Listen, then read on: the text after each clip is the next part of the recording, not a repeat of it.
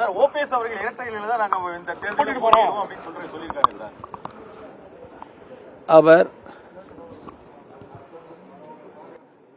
அவருடைய கூற்றுப்படி சொன்னால் 2 முறை முதலமைச்சராக இருந்தவர்.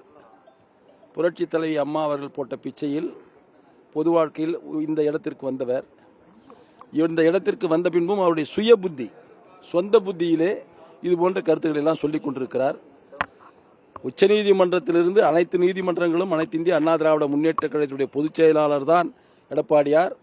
அவருக்கு ஒதுக்கப்பட்டுள்ள சின்னம் தான் 8 லட்சம் என்று தீர்ப்பு வழங்கப்பட்டிருக்கிறது. அந்த தீர்ப்புக்கு பின்பும் கூட இப்படி உளறிக் கொண்டிருக்கிறார் என்று சொன்னால் யாரை ஏமாற்ற அவர் நினைக்கிறார் என்பது அவருக்கு தான் தெரியும். தொடர்ந்து டிடி தினகரன் வந்து எடப்பாடி பழனிசாமி ஒருமையில விமர்சி பேசிட்டு வராரு. அவர் வந்து ஒரு துரோகி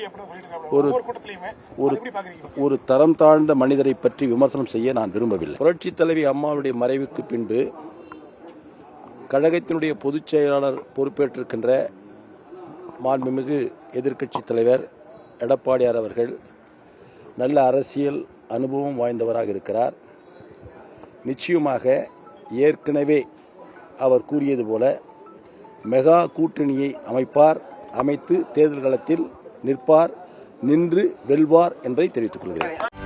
செய்திகளை உடனுக்குடனும் துல்லியமாகவும் தெரிந்து கொள்ள சப்ஸ்கிரைப் பண்ணுங்க.